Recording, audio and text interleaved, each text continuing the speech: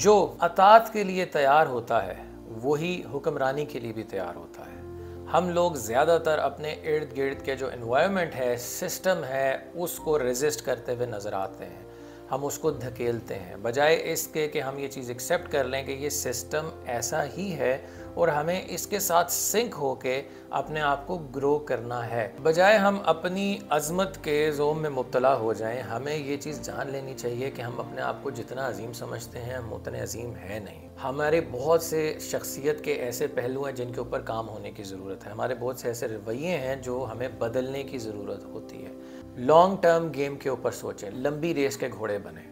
Short term फ़ौरन के फ़ौरी हमें नताइज मिल जाए, फ़ौरी तौर पे हमें एक क्रेडिट मिल जाए, इस चीज़ से हट के लॉन्ग टर्म देखें कि आपके जो काम है उसके दूरस्थ नताइज क्या होंगे। जो चीज़ मैटर करती है वो ये मैटर करती है कि हम प्रोड्यूस क्या कर रहे हैं।